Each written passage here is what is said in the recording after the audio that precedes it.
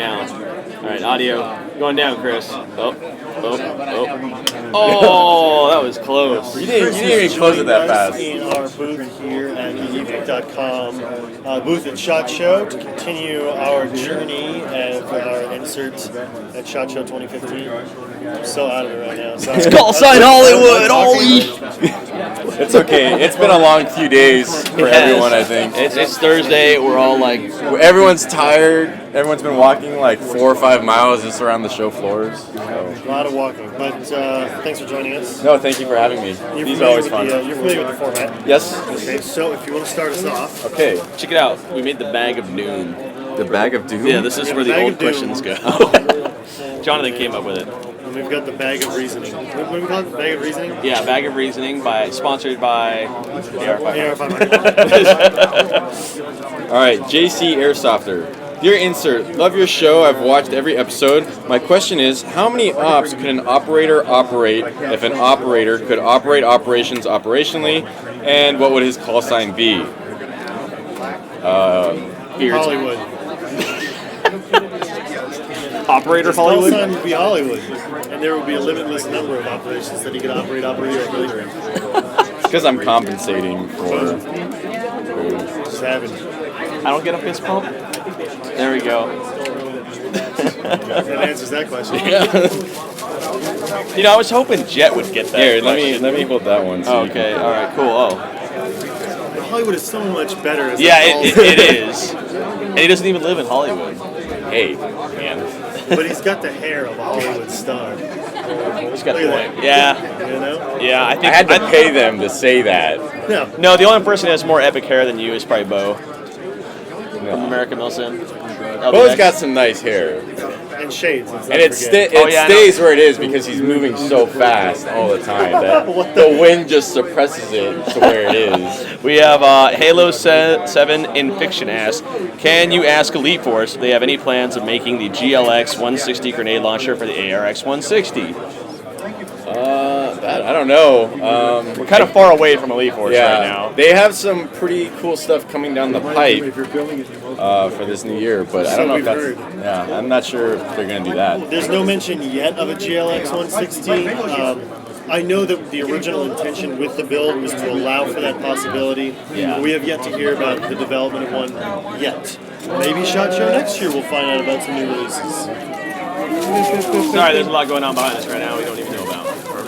We're filming in the middle of the booth when there's actual people trying to work. All right. We're working. Snafu Rules 123 asks, Dear Insert, what is in store for all us airsofters for this year for Airsoftcon 2015? Oh, Airsoftcon 2015. I don't even want to start planning Airsoftcon 2015, man. I'm still trying to think about what's going on for next month, let alone October. I mean, we will have, probably a bigger vendor showcase this year. It seems to expand every year. Every year we get bigger. We're going to try to simplify things, but I'm sure everybody who came out last year is going to come out again, and I'm sure it'll be fun again. If last year was any indication, with both of our shooting ranges outside, with a kill house and a shooting range, yeah, we're going to work on trying to make that better next year. And the sky's the limit. We can really do, limitless things. So this year's going to be even better than last year. Yeah.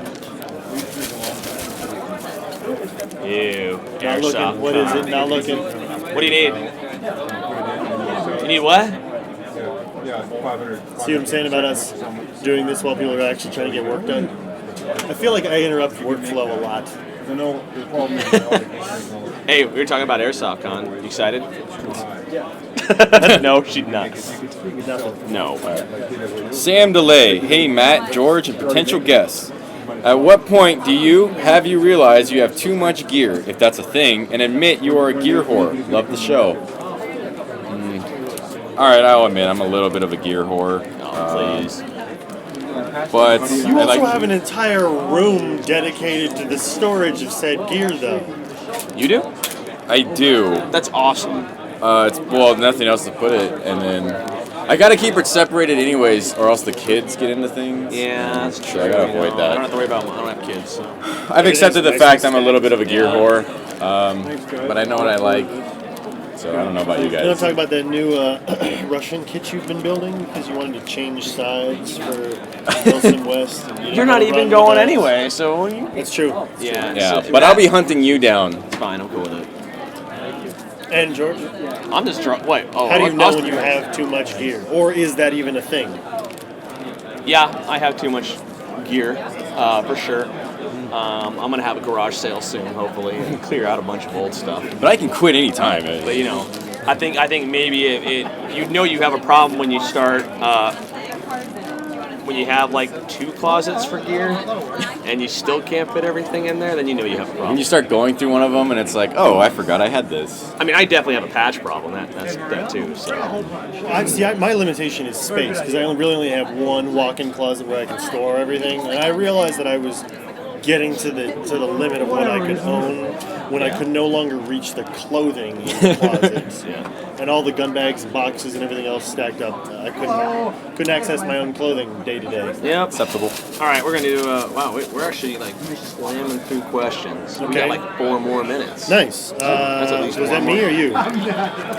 That was me. Okay, so it's George? George's turn. Mixing it up. Okay, we have somewhat one of a long one here. I got it, don't worry. Dead Tuna asks, hey, insert, what are some good solo tactics used on the field to practice at home?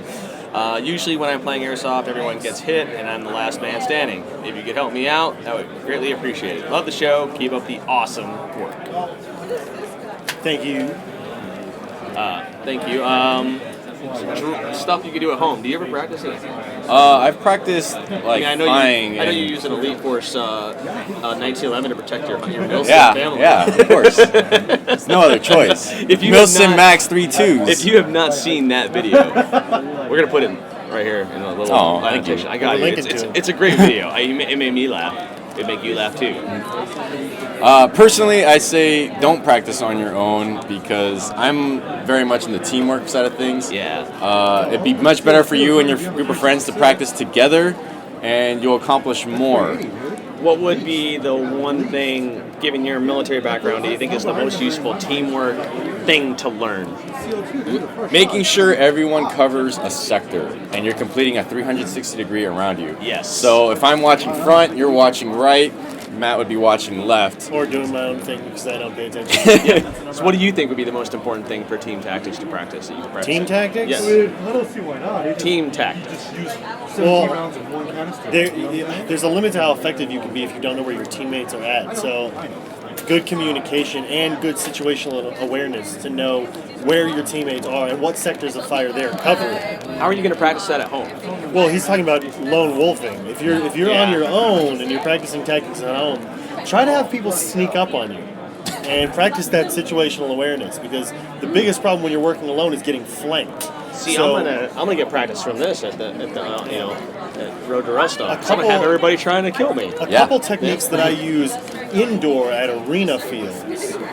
Watch the ground. A lot of people don't pay attention Shadows. to what's going on the ground. Shadows, kicking BBs, little movements like that can give away someone's position. Listen, spend a good amount of time listening to echoes off of walls. Oftentimes people bump into a wall and not pay attention to that sound. So you can do a lot to be aware of what's going on around you. I would say, in terms of one of the most valuable things that I've used Airsoft for at home to practice is reloads. You can just sit there all night and you can just, my reloads with pistol and AR, I've gotten really good just from practicing. And then when you get it ingrained in your head, when you have to reload in a situation, you don't even think about it. Here's one more thing, real quick, so we're not dragging this out, is just mentally think about where you're going to move and what angles are you going to be exposed to when you move there, stuff like that. So Stuff you'll pick up over time. I think that was a good last question to go out on. Yeah. Check out Call Sign Hollywood. It's got fun stuff. thank you. Look at On you. Instagram, Facebook, YouTube, and coming to a home near eHarmony, you. Match.com. What? I think your wife would be upset. Seriously. That's why it's under Call Sign Hollywood. Oh, so you can seriously, there's a Match.com account of Call Sign Hollywood? There needs to be an I don't know. operator dating site. I'm So it's just gonna trademarking that idea right now. Do you like to operate alone? operate with someone else. Find us at Operator Mingle. You kind of got a good idea. You got a good idea. That's what I'm saying. We're going to cut the camera. Copywriting that now. Someone's going to steal our idea. This is day 5. it's Friday. Well, it's 5 for us. Actually, it's 6 for us. 4 of the show, actual show. Yeah. We're it's been a long show. Yeah. So what happened was, I forgot. Well, we brought the questions in the bag back to the hotel. Now we didn't bring that bag today. So Even though we knew full well that Bobby was coming. we knew Bobby and everybody else was coming. So what we're gonna do is I'm Introduce. going to. Oh, sorry. This is Bobby from Mako TV. If you guys follow their Instagram, you've got a lot of really cool posts on your Instagram. He's been following the show, putting up a bunch of new products and things that you've seen, as well as like real steel stuff. Yeah, a little bit of that. Yeah. And your YouTube channel is pretty cool too, right? Yeah, I mean we're slow. We do a lot of airsoft, we follow American Muslim a lot. So it's Mako TV on Instagram, Mako TV on YouTube, And you guys have your own field too, and we have a field up in Kansas City. Yeah, which is super cool. yeah, it's a decommissioned missile facility, 20 acres, 8 buildings. Nice. Yeah, I haven't been there. you should really one go day. there. I'd really like to go there. And we got our anniversary event in April, and Jet's been there before. It's not at the same time as Copperhead, right? No, it's like a week after Copperhead. Well, that's just not gonna work. Take yeah, 2 right. weeks off. Thanks, American Muslim. Yeah, thanks, American Wilson. I won't even be there. But you know how the format works for the Not So Round Table? Roughly, yes. We usually have a helm of reasoning. For this show, we had the bag of reasoning. And now we're going today to we're the doing phone the phone of of reasoning. making up for George's mess up. The phone. AKA, we're gonna wing it. AKA, we're gonna wing it. So I'm looking for questions right now to try to get creative as I can. All right. I'm going to go with. There was a question about. This is pertaining to Airsoft. I remember seeing it. It was asking if we've seen any Vietnam era or World War II era reproductions that are kind of new. We've seen a few. I don't know about you, but I'm excited for the brand new G&G. That gold. No, the G&G Springfield 03 Right, featuring the scope. Right. The 1903 A4. Yeah, A4. Yeah. Red Wolf had a couple guns there on display. Don't know that they're specifically World War II, but you could probably pull it off. And then ICS, I think, had that gold. They're releasing their 70th anniversary M1. 8mm, gold plated. That's right. I forgot to say it was an 8mm when they were doing the review. Yeah. Whoops. Yeah. 8mm. Was it grand, right? Mhm. Yeah. So, gold is a bit much, but I mean, we've got Salient, so those. But this is That's okay this is gold. titanium nitride. Right. It's That's not gold. It's That is paint. Okay. Yeah, that is paint. Well, also, okay, so I have another question here. I'm sorry, I actually could find the person's name now. This one's actually pretty good. This is from Cameron D. It's asking about soft shell jackets. Are very popular. Are they practical for airsoft? Obviously, probably not in Kansas City. Well, it's pretty cold in Kansas City, so you're gonna want a little bit more than a soft shell. Really? How cold does it get? What was it? It was like the teens when we left. Then we got here and it's like 65, 70 all week. Like under 20 degrees. Yes, Fahrenheit? under 20 degrees. The mornings you're talking 9, 10, 11 Really? degrees. Yeah. It's frigid, man. It doesn't do that in California. I know. I know this. It's kind of nice. It doesn't. Apparently, it doesn't do that in Arizona where we crashed on the way here. Oh, Yeah. And we still get snow. but right. It's not like It's more like freezing. ice, right? At that Right. point. Okay. It kind of sucks for us because, like, I mean, I have a lot of cool jackets, and I like never can wear them because it's like never cold. Well, see, we wore soft shells to like in-state last year, and they were fine. They were practical. It fits underneath your gear pretty well, and it works. Looks super cool. Yeah. Okay. I feel like soft shells are good for layering. Though. Yes, Like, they they're are. meant Yes. more of like, oh, this is Right. kind of a windbreaker that has a little bit of Right. a layer. Was that soft stuff? Not Fleece. Fleece. It's got like a little bit of fleece on the inside, but Yeah. This is a good question. This is actually Nicholas Johnson asked, insert with the key mod rail mounts, which is the easiest and cheapest way to attach attachments that are originally attached to original rail mounts? This is just kind of an interesting fact because of pretty much every booth this year for Yeah, Airsoft, key mod. everyone is coming out Yeah. with a key mod. Yep. And some of them are Some going form with of the like- Madbull spec, which is the Airsoft spec, and some are going with real key mod spec. Right. So I just thought this is an interesting question that pertains to the show. Right. or at least SHOT Show, of what we've been kind of seeing. So what's the question? I mean, the question is asking how you can put standard attachments on a key mod rail. Obviously, with the key mod attachments Right. that It's are rail Picatinny rail mounts. Right. But I mean, what you've got to be careful of is there's two different specs. There's the real spec, which is Right. basically has a beveled edge on the inside. Right. Those are not, those featured in like GMP or the Mega Arms PTS. I think even KWA maybe or ICS was actually like that one too. But then you have the other spec like the G&G spec or the Aries or ICS. ICS Aries. All of which are SN or Z shot. Words Words are bad. Words and sentences. That's what are your guys' thoughts on the key mod stuff that we've seen? Since everybody's doing it. Everybody's doing it. Even on the real steel side, it's pretty popular. Where you got Giselle rails as well. Everything key mod is right now in talk in my videos. I liked both of those things. I'm not figuring. I don't have anything to add. I have a funny question that's directed at me. Oh, It's about my patch obsession. oh, you too? I'm way worse than Travis. Oh yeah. Well, see, I don't buy patches. I collect them, but I don't buy them. Oh, I buy. I've never bought a patch. So this is from. I'm That's just a going to lie. answer the question really quick. Jacob Williams asked, "Your insert. This one's for George. What about your patches? What is your favorite cat patch company and your favorite patch through them? Do you have any Grail patches? And you should join the Morale Patch Black Market. I'm already on there on Facebook. Yeah, already. What about you guys? What's your opinion on the patch obsession? I think it's all right. I mean, some people take it to an extreme. I agree. Co-owner of the Mac, my business partner, Patches. He loves patches. That's why his name is Patches. Yeah. He goes crazy with it. When he first started, he had this helmet, and he just covered it in Velcro, and it was just patches everywhere. Well, I always joked it'd be cool to have like a suit that was all with Velcro, and you just go on the airsoft field, but just like looking like a NASCAR driver. Right. I always thought that would be pretty. Well, then funny. when you got done playing Airsoft, you go to those jumpy walls where you jump onto the hoop and you stick Well, that's the there. thing though. Those are the opposite. Those are they the hook opposite? Velcro on the outside, and it's the loop Velcro on the thing you land on. So I think it would be more comfortable if you had the loop. And I that was agree. the Yeah, hook. you would think. Except that if you land on. Yeah, that's the thing is you would like your Ooh, skin would yeah. be contacting on a hook Velcro. Wouldn't feel good. Maybe like rug rash from. What about you, Matt? I enjoy patches. I like the rest of Airsoft more. I like patches and they're cool, but I don't really go out of my way to try to collect them or like I want to get that specific one. What's your favorite patch companies? Like of who you look for when you go buy morale patches? I don't have one.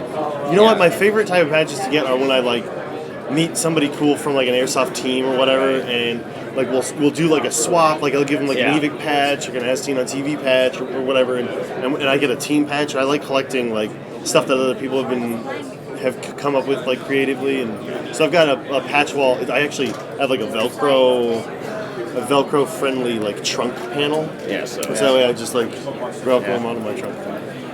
What about you? Do you have I don't have a favorite either. Some of my favorite patches are actually ones that we designed and had made for the team. Like you've got the Mako TV patch, that's our little Magwell patch, the team patch. Those that don't know, it's actually a Star Trek themed patch. A lot of people don't know that, but I'm recently starting to get emails about that. But we like designing our own patches, and those are some of my favorites. Is that conceited? No, not at all. And I guess for me, really quick, Prometheus Design Works, they make cool stuff. Big fan of their stuff. Do I have any Grail? Yes, I have plenty of Grail patches. Inherited some from my father, who's had some. I don't know what that means. What is it? Grail patches means that patches are worth more than most of the guns, obviously. Oh wow, okay. Really? I've got a Hammer 4 patch. I mean, I could literally sell like a few mats of my patches and easily make like $2,000. I don't Wow. understand this concept. I didn't pay that much money. Don't get me wrong. I've got but- gear that's pretty expensive. Yeah, what? I've got gear that's pretty expensive. Yeah. I always joke I'm gonna sell all my cool stuff and buy something really expensive. I'm gonna actually leave this to you. Do you have anything that you want to talk about specifically that's kind of interesting that you saw at the show? Well, being from the media standpoint, the TVNC GoPro adaptation mount, that was pretty awesome. That is cool. I'll post some pictures in this insert. We'll kind of overlay it really quick. Basically, they're coming out with this mount that is integrated into, like, you can attach to your PVS-14. It'll record, and you can still view through the PVS-14. Off to the side. Off to the side. And it's not even that bulky. Like, you wouldn't even notice it. You know what I mean? And they're going to hopefully come out with this year. And hopefully we can get Hopefully we get to use one at an event. That would be, that is... Hopefully it's not going to break the wallet either. I don't think so. You know, I honestly, I could foresee it being maybe $100. That would be awesome. You know, Although I do wonder if that's going to get in the way, because it's on the right hand Yes, side. but the cool thing is I run my PVS-14 on my left hand side, so that doesn't mean to stick out this way or hit my nose. Mine's on my left as well, actually. Yeah, I don't like my dominant eye being No. I don't know how to run night vision. All right, guys. Well, Bobby, thanks for coming by. That's right, guys. Thanks for having Check me. out Mako TV. They have some cool reviews, cool Gameplay. cool gameplay. Follow him and on Instagram because he always posts. if you're anywhere near their field, check them girls. out. Yeah, exactly. There's actually going to be a picture of this right here on there. So Mako TV, everything. YouTube, Facebook, Instagram. All right. On Match. Match.com. No, it's Sorry. going to be match Sorry, ladies. operators. Oh yeah, we're doing operator match. Yeah. This Like is when Jet's you don't idea. want to operate alone. Oh, okay. So like Milsim wives? There's a thing for that? Wait, what? Is Milsim wives a real thing? Well, that's what, we call Milsim widows, like our wives we leave at home and we go travel with them. Oh. So Milsim wives. Oh, okay. Wow. Now you fooled That's me. great. All right. Thanks for coming by. That's what. Thanks for having me, guys. Oh god, we should